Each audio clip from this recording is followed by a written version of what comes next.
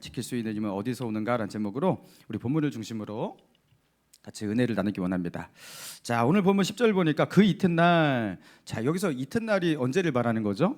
무슨 일이 있었던 그 이튿날이죠? 자, 다윗이 블레셋 사람들을 치고 사울과 함께 개선 장군이 되어서 그렇게 이스라엘 경내로 돌아올 때였습니다. 그때 이스라엘 여인들이 소고를 치고 노래하고 춤추면서 다윗과 이 사울 왕을 환영을 한대요. 자, 그때 어떻게 노래를 불렀죠? 사울이 죽인 자는 다윗이 죽인 자는 만만이로다. 여러분, 그렇게 축하 노래를 불렀던 것입니다. 자, 그런데 사울이 이 노래소리를 들으니까 너무 불쾌한 거예요. 그래서 불쾌하고 심히 노했다, 이렇게 표현하고 있습니다.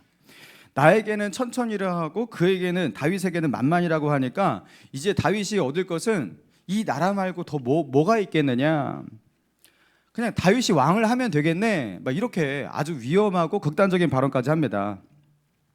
자, 이런 일이 있었던 그 다음 날이에요.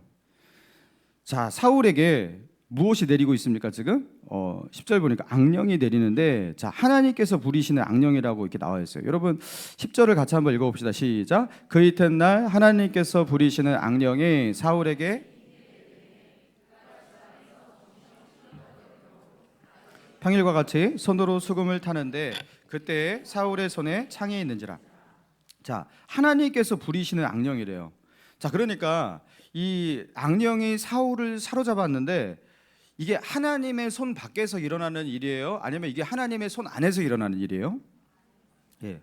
여러분, 하나님의 손 안에서 일어나는 겁니다. 여러분, 귀신이 하나님의 통제와 하나님의 통치 밖에서 활동하는 게 아닙니다. 귀신은, 그러니까 우리가 그 악령을 두려워하지 않는 것은 악령이 우리보다 힘이 약하기 때문에 그런 것이 아니라, 그는 우리보다 힘도 세고 더 지혜롭지만 그는 하나님의 통치 안에 있는 자라는 것을 알기 때문에, 그죠? 그도 하나님의 주권 안에 있는 자라는 것을 알기 때문에, 물론 하나님을 기쁨으로 예배하지는 않는 자지만, 그죠? 그렇기 때문에 우리는 하나님의 통치와 주권을 믿고 하나님 안에서 우리가 보호받는 것을 믿기 때문에 우리가 담대한 거예요. 자, 그러니까 하나님께서 부리시는 악령, 이렇게 표현되고 있는 거예요. 하나님의 통치 안에서 일어나는 일이라는 겁니다. 이게 우발적으로 그냥 일어나는 일이 아니에요. 아무런 이유 없이 일어나는 일이 아니라는 겁니다. 하나님께서 허락하지 않으면 절대로 악령은 사람을 휘어잡을 수가 없어요. 그렇죠? 자, 그런데 여기 보니까 이 표현을 여러분 자 주의 있게 볼 필요가 있어요. 악령이 사울에게 어떻게 내렸다라고 기록하고 있습니까? 자, 사울에게 힘있게 내렸다. 자, 그러니까 이전에 사울에게 내렸던 그 16장에서도 그 악령으로 인해서 번뇌하는 그 사울의 모습을 표현하고 있거든요. 근데 거기서는 이렇게 표현하고 있지 않았어요. 악령이 그 사무엘상 16장 14절에서는 여호와께서 부리시는 악령이 그를 번뇌하게 한지라, 그 번뇌하게 하다라는 게 이제 두렵게 하다, 이런 뜻이에요. 두렵게 하다. 그러니까 사울에게 공포감, 두려움, 이런 것을 주는 악령이 임했다, 이렇게 표현하고 있어요. 그런데 자, 오늘 본문에서는 그 악령이 사울에게 힘있게 내림에, 자, 이렇게 표현하고 있어요. 이 내렸다라고 번역된 이 단어가 이 돌진하다, 돌격하다, 막 이런 뜻이에요. 그러니까 이 악령이 사울을 향해서 돌격. 그러니까 그러면서 사울을 완전히 포로를 잡듯이 확 사로잡았다라는 겁니다. 그러니까 이전보다 더 강하게, 더 심하게 사울을, 그죠? 악령이 사로잡는 잡았다라는 그런 표현을 하고 있는 거예요. 자, 그러면서 사울의 이 상태가 더 심각해지고 더 힘들어졌어요. 자, 여기 보니까 어떻게 합니까? 미친 사람처럼 정신없이 알아들 수 없는 말을 떠들어대요. 혼자서, 누구와 대화하는 게 아니라 혼자서 막 떠들어요. 그리고 손에는 뭘 잡고 있어요? 창을 잡고 있어요. 창을. 여러분, 이 왕궁에서 이 많은 병사들, 시위대 다 호위를 받고 있는데 왕궁에서 보좌에 앉아서 창을 딱 잡고 있으면 여러분, 이게 얼마나 무섭습니까? 도대체 이 왕이 뭐가 무섭다고 창을 그렇게 잡고 있겠냐라는 거예요.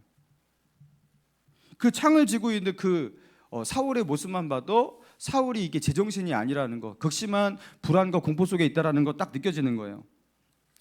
그런데 사울을 두렵게 하는 정말로 뭔가 외부의 세력이라든가 어떤 문제라든가 자극이 있었던 게 아니에요. 사울은 스스로가 만들어낸 망상 속에서 불안해하고, 그죠? 그런 공포를 가지고 있는 거예요. 그러면서 자기를 지키기 위해서 이렇게 창을 잡고 있는 그렇게 사울의 모습이라는 겁니다. 자, 그리고 이제 이렇게 악령에게 완전히 사로잡혀서 정신없이 떠드는 이 사울을 위해서 그 누가 이제 수금 연주해야 되죠? 다윗입니다. 다윗이 와갖고 호출돼갖고 악령을 이렇게 물리치는 수금 연주를 그렇게 하는 거예요. 여러분, 그런데 사울이 어떻게 하는지 봅시다. 11절 시작. 그가 스스로 이르기를 내가 다윗을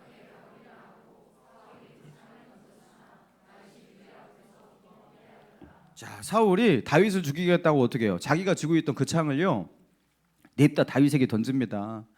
여러분, 다윗이 수금 연주하고 있는데 수금 연주하다 말고 여러분 그 창을 피해요. 야, 이게 다윗이 보통 운동신경이 아니죠, 그죠? 예, 수금 연주하면서도 창도 피하고 그러면서 다시 연주하고 다시 던지고 또 피하고 여러분 대단한 다윗입니다. 그러니까 하나님께서 이게 다윗이 이 정도로 무예가 뛰어나며 그는 이렇게 완벽한 사람이다 이걸 표현하려니 하나님께서 그를 지켜주시는 거죠, 그죠? 왠지 저기서 뭐가 날아올 것 같아요. 그러면서 하나님께서 뭔가 다윗을 지키시기 위해서 다윗의 감각을 깨우셨던 것 같아요.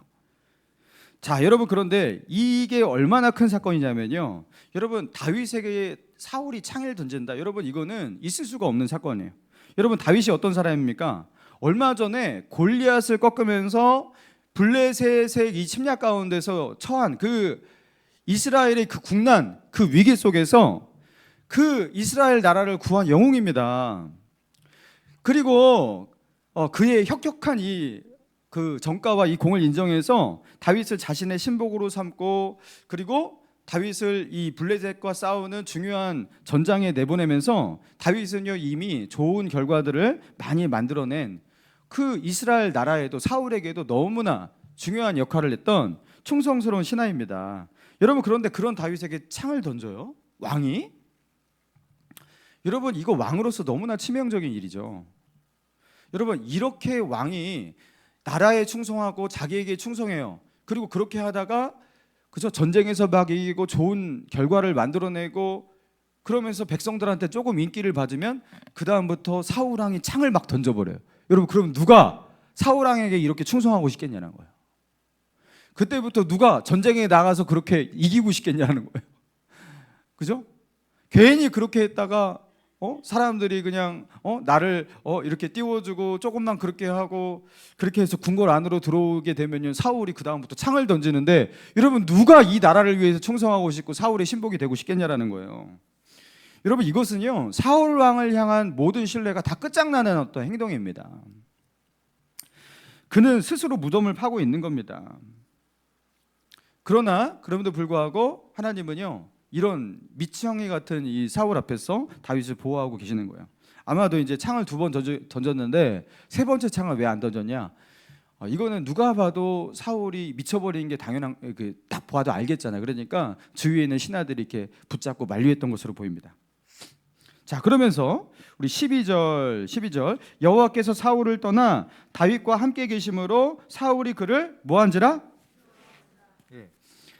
다윗이 사울을 두려워했다라고 표현하고 있지 않고 사울이 다윗을 두려워하고 있습니다.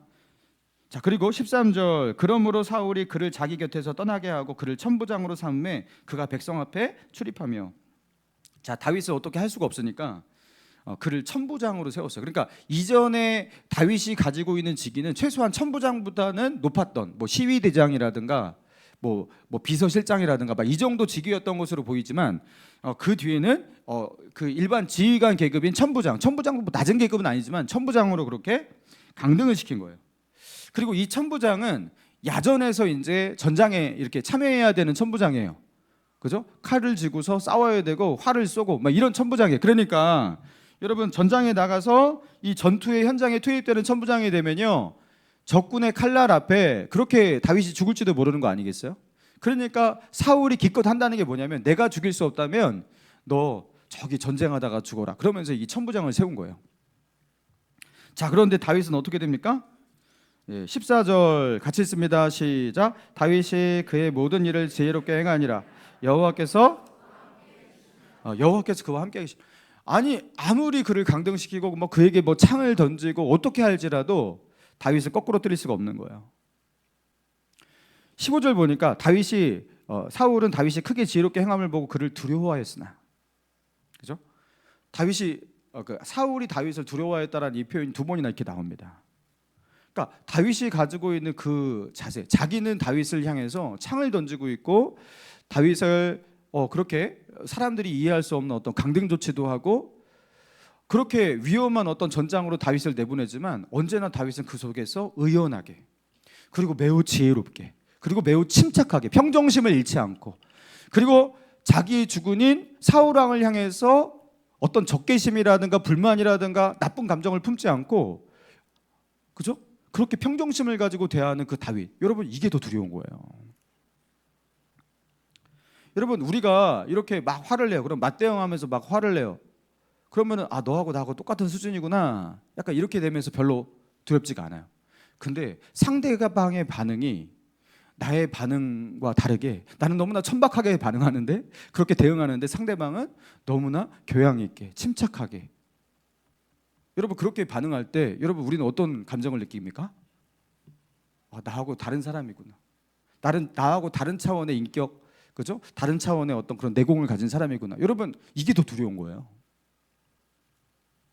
사울이 다윗을 볼 때 그렇게 느꼈던 것으로 보입니다. 자신이 아무리 못난 짓을 하더라도, 미친 행동을 한다 하더라도 다윗의 마음을 흔들지를 못해요. 다윗의 멘탈을요 쥐고 흔들 수가 없어요. 다윗은 언제나 넘어지지 않아요. 실수하지를 않아요.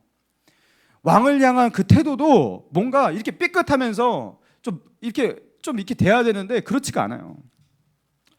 사랑하는 성도 여러분, 오늘 이 본문을 통해서 하나님은 우리에게 무엇을 말씀하고 계시는 겁니까?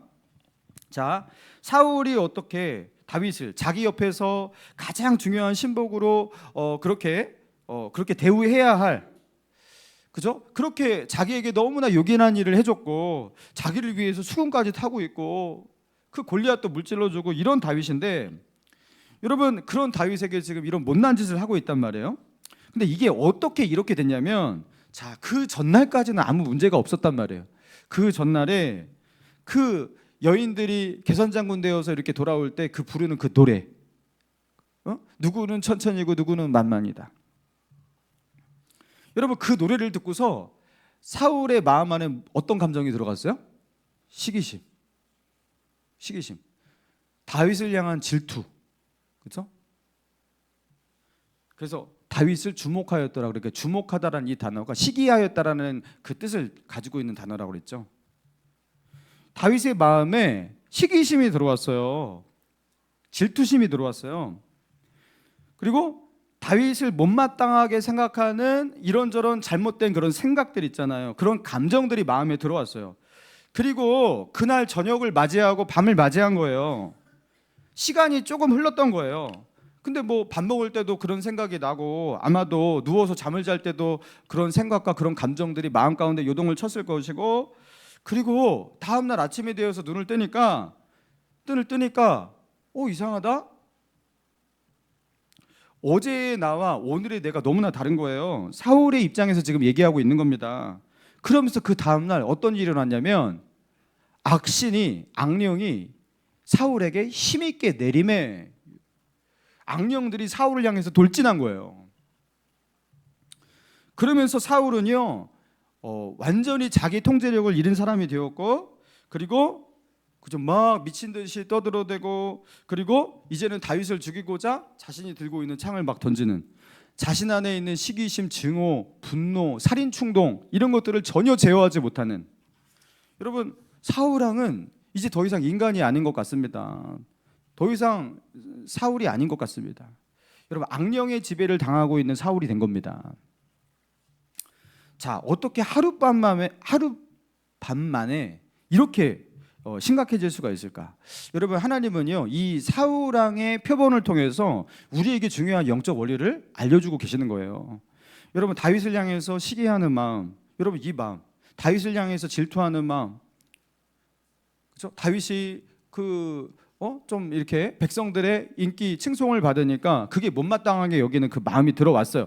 여러분 이게요 그렇게 나쁜 마음은 아닌 것 같아요, 그죠?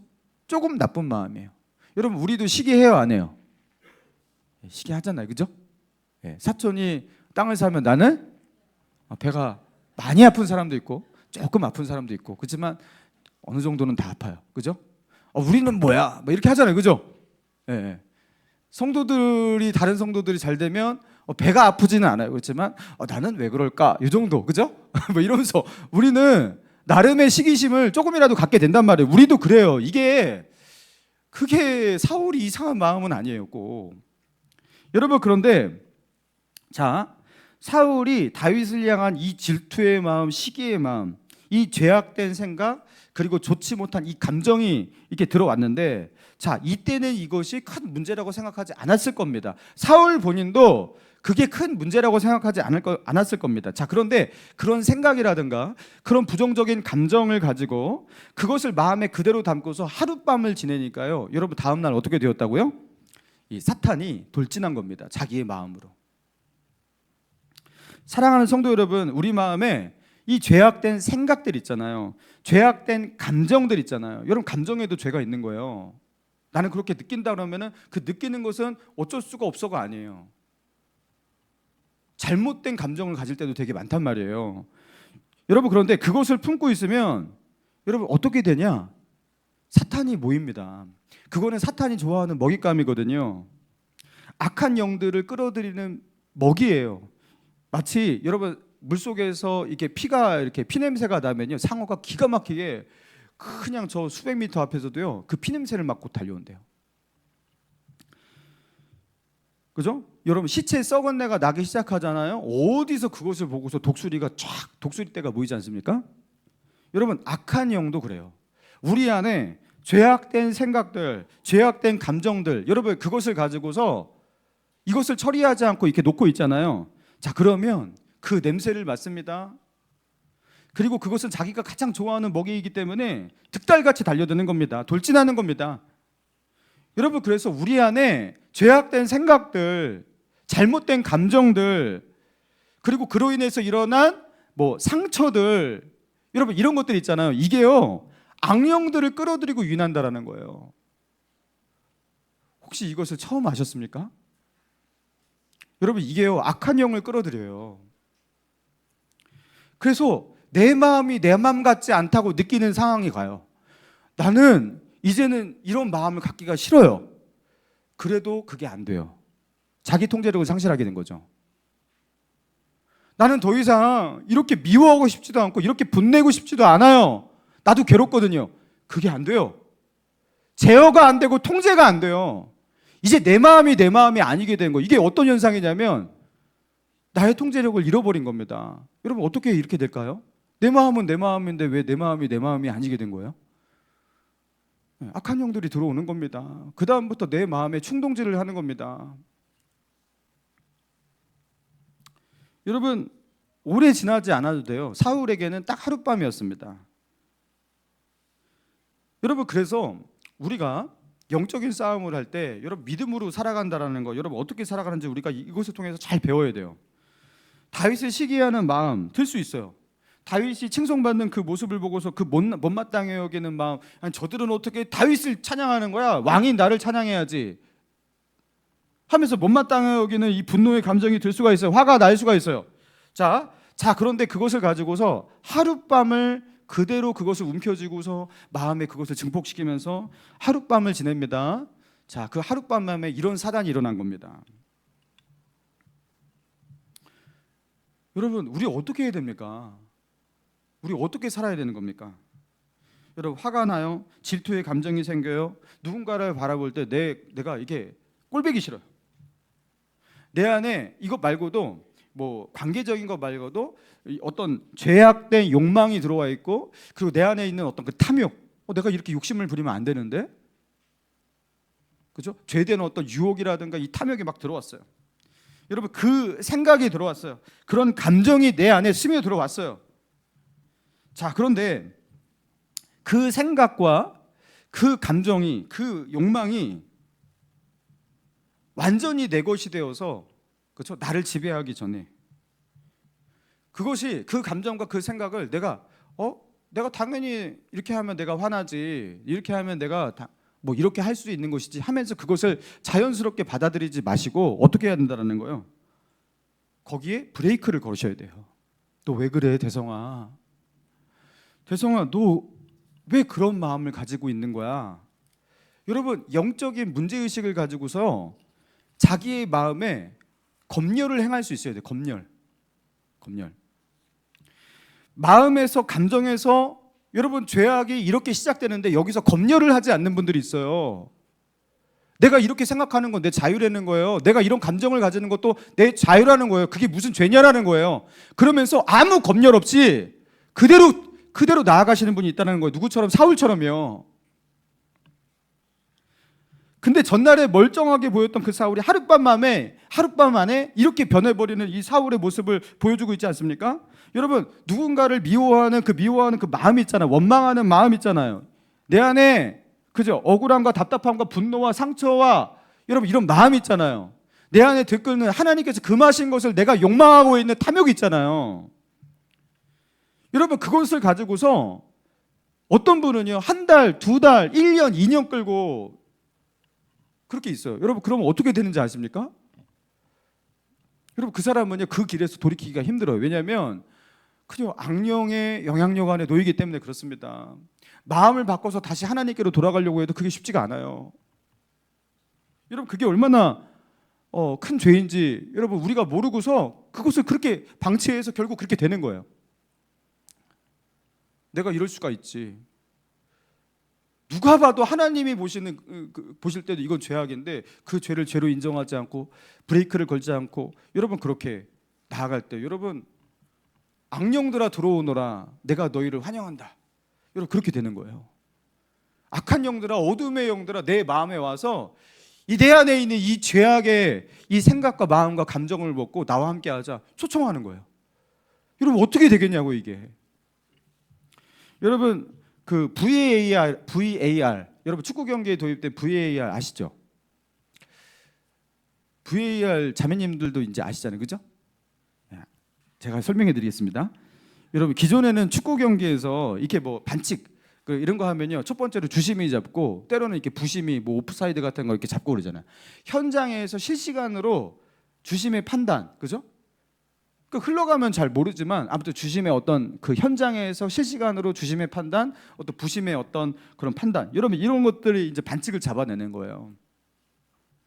그죠? 그러면서 여러분 숨어서 반칙하고 주심이 이렇게 안 볼 때, 심판이 안 볼 때 뒤에서 이렇게 반칙하고 때리고 뭐 잡아 끌고 여러분 이런 게 얼마나 많아요, 그죠? 그래서 그것도 경기의 일부라고 생각하고 심판 모르게 반칙도 하고 여러분 그게 원래는 이게 축구 경기였단 말이에요. 이게 얼마 전까지만 해도 이렇게 축구 경기를 했단 말이에요. 여러분 그런데 이게요 되게 어려워졌어요. 최근에 도입된 이 VAR 때문에. 이 VAR을 적용할 때도 있고 적용하지 않을 때도 있지만 여러분 VAR이 무엇입니까? 이 사방에서 카메라가 돌아가는데 이 카메라로 사방에서 다 찍어대요.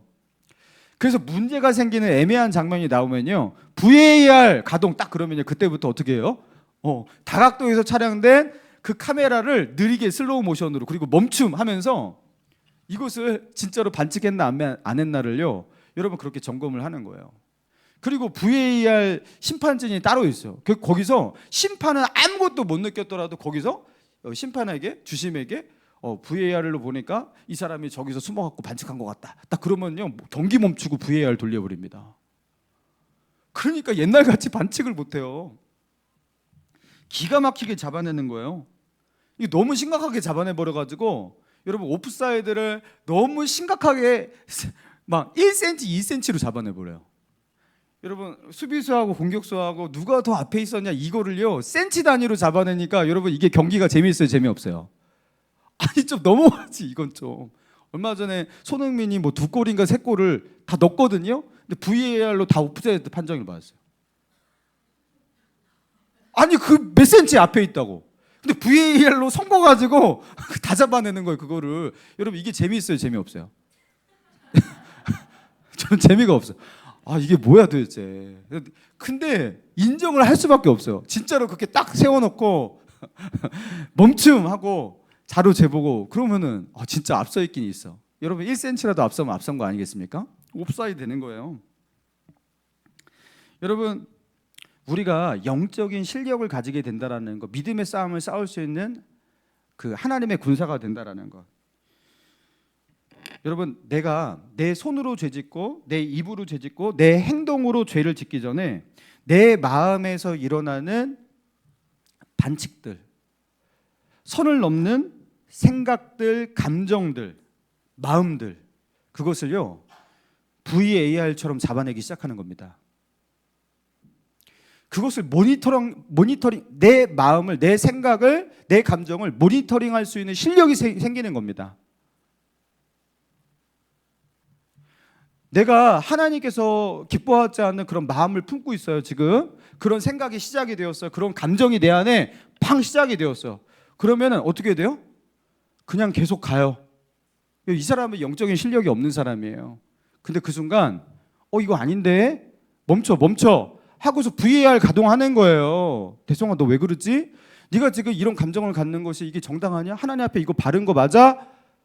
하면서 태클을 걸어야 되거든요. 이 마음 안에서 VAR을 가동할 수가 있어야 되는 거예요. 여러분, 그래서 로마서 7장에 보니까 사도 바울이 이 죄악과의 그 싸움을 그렇게 고백을 하면서 그저 이런 표현을 해요. 로마서 7장 21절인데요. 그러므로 내가 한 법을 깨달았노니 곧 선을 행하기 원하는 나에게 악이 함께 있는 것이로다. 그러니까 선을 행하기 원하는 내가 있고 악을 행하기 원하는 내가 있대요. 그러면서 안에서 그냥 엄청 싸우고 있다라는 거예요. 그러면서 하는 말이 내 속사람으로는 거듭난 하나님의 사람을 말하는 거죠. 내 속사람으로는 하나님의 법을 즐거워하되 내 지체 속에서 한 다른 법이 내 마음의 법과 싸워 내 지체 속에 있는 죄의 법으로 나를 사로잡는 것을 보는도다. 그러면서 오라 나는 공고한 사람이로다. 이 사망의 몸에서 누가 나를 건져내려. 여러분, 이게 무슨 말이냐면 사도 바울이 자신의 경험을 얘기하고 있는 거예요. 자신의 마음 안에 이 죄악된 욕망, 생각, 감정 이런 것들이 막 요동을 칠 때 내 마음 안에 하나님의 법대로 살고자 하는 그런 나의 거듭난 자아와 그리고 이 욕망대로 따르고자 하는 이 죄악을 따르고자 하는 이 탐욕의 자아가 서로 팡 충돌을 하는데 안에서 이 싸움 때문에 이 충돌 때문에 내가 너무 힘들다라는 거예요. 오라 나는 공고한 사람이로다. 나 죽겠다. 막 이렇게 표현하고 있는 거예요. 그러면 사도 바울도 정말 힘들었구나. 그렇죠? 절망하고 그런 거 아니에요? 이제 8장에서 답이 나와요. 자, 그런데 사도 바울이 지금 이런 장면을 묘사하고 있다라는 것만 해도요. 여러분, 사도 바울이 왜 사도 바울인지 우리가 알게 되는 거예요. 여러분, 사도 바울은 마음 안에서 뭐가 가동되고 있는 거예요? 모니터링이 되고 있는 거예요. 내 마음 안에서 하나님의 법을 따르고자 하는 그런 믿음으로 살고자 하는 자아와 그죠? 그렇지 못한 죄를 따르고자 하는 그 자아의 충돌.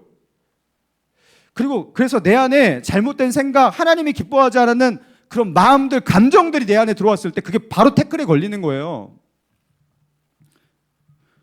그래서 그게 걸려가지고 이거 문제 삼고 있는 거거든요. 여러분, 문제 삼으니까 어렵죠. 그냥 넘어가야 되는데. 자, 그러면 사도 바울은 이것을 어떻게 극복합니까? 자, 로마서 아까 7장에서 그렇게 고백한 거고요. 8장에서 이렇게 말해요. 8장 12절 보니까 그러므로 형제들아 우리가 빚진 자로 돼 육신에게 져서 육신대로 살 것이 아니라 너희가 육신대로 살면 죽을 것이로되 영으로서 몸의 행실을 죽이면 살리니 무릇 하나님의 영으로 인도함을 받는 그들은 하나님의 아들이라. 자, 영으로서 몸의 행실을 죽여야 된대요. 여기서 영이라는 것은 성령을 말하는 거죠. 자, 성령이 주시는 생각, 성령이 주시는 마음, 자, 그것을 가지고서 죄된 욕망이라든가 악한 감정이라든가 이런 것을 죽여야 한다라는 겁니다. 자, 그러면서 하나님의 영으로 인도함을 받는 사람은 하나님의 아들이다 이렇게 선언을 하고 있거든요. 자, 하나님의 인도를 받는 사람은 성령의 사람이잖아요. 하나님의 사람이고. 자, 그런 사람들은요, 내 안에 들어온 죄악된 생각이라든가 죄된 감정이라든가 그런 마음들이 딱 들어올 때 여러분 그것을요 이기고 물리칠 수 있다는 거예요. 하나님의 영으로 인도함을 받는 성령의 사람, 하나님의 아들들은 이 충돌이 VAR로 탕 하고서 딱 걸리고 밝혀지기만 하잖아요. 이거 죄야 그러잖아요. 그러면 하나님과의 관계를 붙들고 있는 성령의 사람, 하나님의 아들들은 하나님을 택하지 그 죄악된 삶을 택하지 않는다라는 거예요.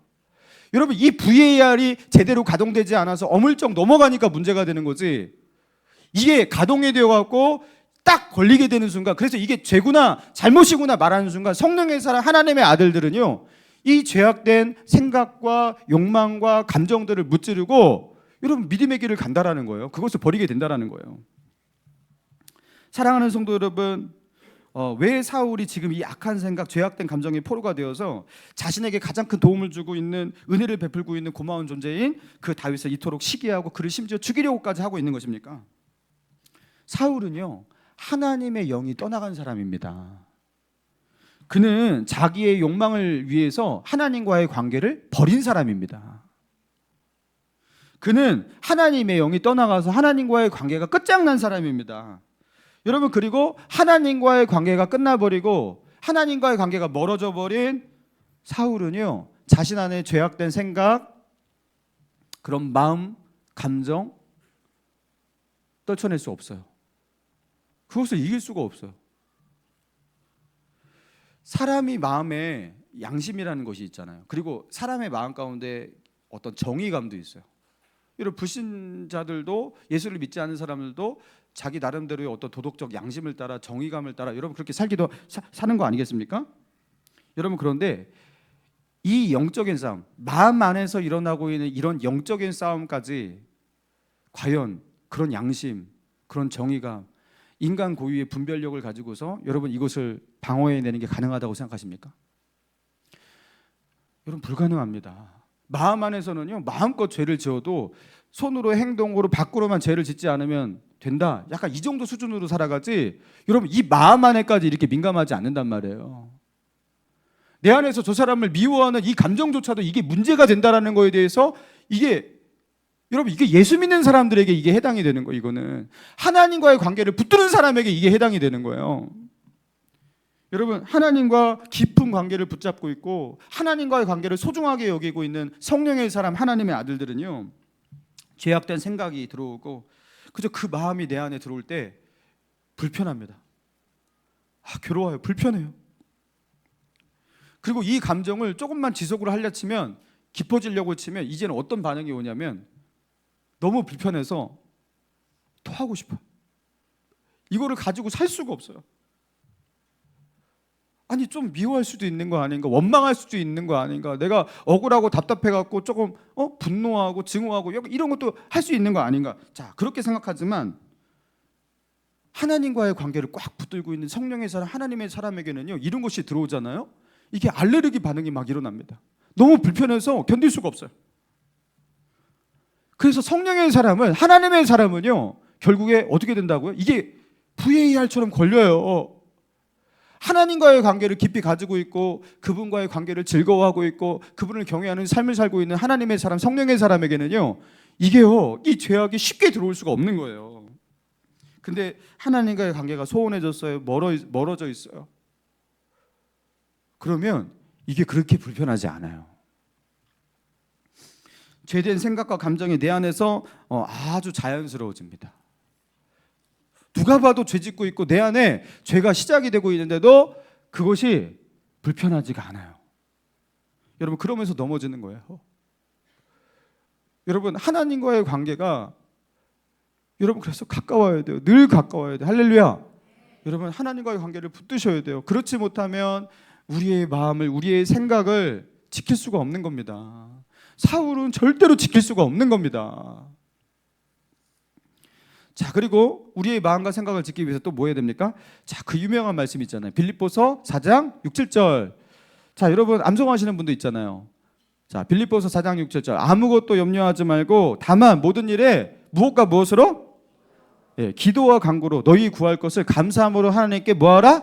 아뢰라. 그리하면 무엇이 너희를 지킨다고 했어요? 모든 지각에 뛰어난 하나님의 무엇이? 평강이.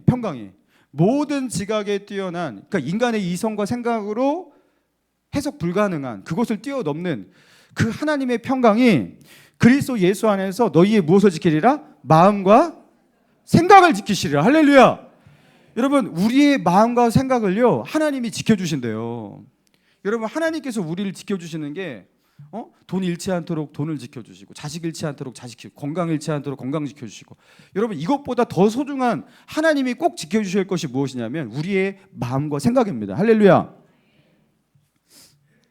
여러분, 우리가 내가 염려하고 내가 그것 때문에 고민하고 불안해하지 않고, 내가 그 문제를 가지고, 그죠? 이 문제가 뭐 삶에서 당하는 어떤 뭐 우리가 넘어야 될 어떤 역경과 고난이든 아니면 관계의 문제든 죄악의 문제든, 이 문제를 가지고서 어떻게 해요? 하나님께 기도하면서 무릎 꿇고 나아가는 거예요. 주님, 어떻게 해야 됩니까? 내 안에 자꾸 잘못된 생각이 들어오고 있습니다. 내가 지금 너무 화가 납니다.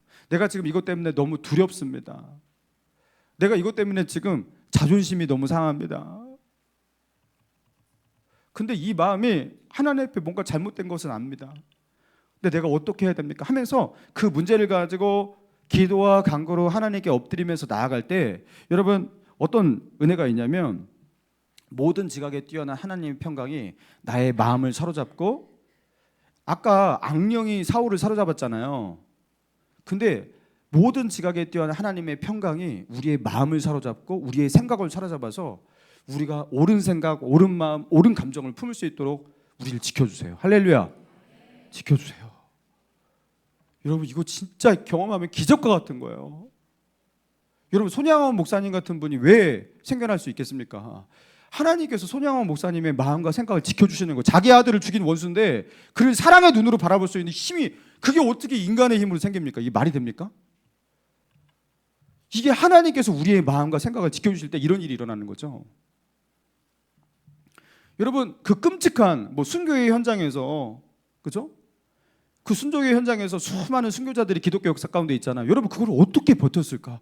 그 고문을 어떻게 견뎠을까? 하나님께서요 모든 지각에 뛰어난 평강으로 마음과 생각을 확 지켜주시는 거예요. 말할 수 없는 담대함으로 그의 마음을 지켜주시는 거예요. 여러분, 이런 은혜가 있어요. 여러분, 최근에 이 공황장애라는 것을 앓고 있는 분들이 정말로 그 대한민국에서도 많아졌다고 합니다. 이 공황장애가 뭐냐면 특별한 위험 요소라든가 외부 자극이 없어요. 내가 지금 위해가 될 일이 아무것도 일어나지 않았거든요. 그런데 이상하게 특정한 상황 속에서 불현듯이 불안, 알 수 없는 불안감, 그리고 공포감이 찾아오는데, 이게 그냥 넘길 수 있는 불안이라든가 공포감 정도가 아닌 거예요. 막 심장이 막 두근거리고 막 식은땀이 나고, 그리고 숨이 쉬어지질 않고, 그래서 본인은요 죽음의 공포를 경험하게 된다고 합니다. 그래서 이 공황 장애를 가만히 두고 또 이 공황 장애를 몇 번 앓게 되면요 이게 우울증으로 또 이어져요. 왜냐하면 그 상황이 다시 오면 나는 어떻게 할까? 이 예기 불안이라고 하거든요. 그 공황 발작이 나에게 오면 나는 이제는 더 이상, 내가 회사에서 내가 누군가 만날 때 그런 일이 오면 나는 어떻게 하지? 하면서 그냥 오지도 않았는데 공황 그 불안과 그 발작을 한 번 경험한 사람은 예기 불안 때문에 그것이 더 심해져요. 그러니까 한 번 이것이 들어오면요 이제부터 더 심해지는 경우가 굉장히 많은 거예요. 여러분, 공황장애 환자가 재작년에 22년도에만 해도요 한 해에 정신과에 와갖고 공황장애 진단을 받고 치료받은 사람만 24만 명이래요. 근데 와서 진단을 받고 치료받은 사람만 그런 거고 실제로 환자는 훨씬 더 많을 겁니다. 그리고 최근 5년 동안 공황장애를 호소하는 환자가 5년 동안 44%, 거의 50%가 늘었다고 합니다. 세상은 더 풍요롭고 안정적이고, 그렇죠? 여러분, 그렇게 돌아가고 우리에게 필요한 모든 것도 먹고 입고 쓰고 다 이렇게 구비한 그런 세상 속에 우리는 살고 있는 것 같은데, 이상하게 공황장애를 앓고 있는, 알 수 없는 이 불안과 공포감 속에서 시달리는 사람들은 왜 이렇게 많이 늘어날까요? 왜 그럴까요? 뭐 누가 우리를 죽이려고 하는 것도 아닌데, 아니 왜 이렇게 불안해하고, 그렇죠? 어려워하는 사람들이 점점점 많아지는 것일까요? 여러분, 하나님께서 우리의 마음과 우리의 생각을 지켜주지 않으면 우리는 내 마음을 지킬 수가 없는 거예요. 할렐루야. 여러분, 그렇다고 이런 진단을 이런 상황이 있을 때 무조건 교회에 와서 기도만 하고 이렇게 하라는 건 아니에요. 가서 그렇게 그런 것들로 도움도 받고 상담도 받을 수가 있습니다. 자, 그런데 우리가 그렇게까지 된데, 그렇죠? 이제는요, 뭐 사건이 일어나지도 않고 어떤 특정한 나를 위해하는 어떤 자극이 없어도 나는 불안해지고 나는 공포감에 시달리는 그런 단계까지 간 거잖아요. 여러분, 왜 이렇게까지 가느냐에 대해서 근본적인 원인을 우리가 봐야 한다라는 거예요. 그게 무엇이냐라는 거예요. 여러분, 하나님과의 관계를 붙드셔야 됩니다. 여러분, 사울에게 실제적으로 사울을 괴롭히거나 사울에게 위협하거나 사울을 위협하는 사람 아무도 없었어요. 근데 사울은 극도의 불안과 공포감에 시달려요. 여러분, 하나님과의 관계를 떠나서 하나님이 우리의 마음, 우리의 생각을 지켜주지 않으면 여러분, 우리는요, 무방비 상태로 되는 거예요. 그리고 하나님과의 관계 속에 있을 때에만 내 안에 들어오는 그 죄악들이 있잖아요. 잘못된 감정들, 생각들, 여러분, 그런 것들이 하나님과의 관계 속에서만 그것이 걸러질 수가 있는 거예요. 영적인 싸움은 하나님과의 관계를 가지고 있는 사람만이 하는 거예요. 그 사랑하는 성도 여러분, 하나님과 관계를 더 붙드시기 바랍니다. 여러분, 믿음의 투자, 신앙의 투자는요, 아무리 해도 과한 게 없어요. 경건의 싸움은요, 경건을 위한 투자는 아무리 투자해도 이게 과한 게 없는 거예요. 여러분, 성경을 열심히 너무 많이 읽어갖고 이상하게 됐다는 사람을 본 적이 있냐라는 거예요. 에? 그런 사람 없잖아요. 여러분, 하나님과의 관계를 붙드시고 우리의 마음과 우리의 생각을 지켜주시는 그 하나님을 의지하시고 믿음으로 승리할 수 있는 저와 여러분 되시기를 주님의 이름으로 축원합니다.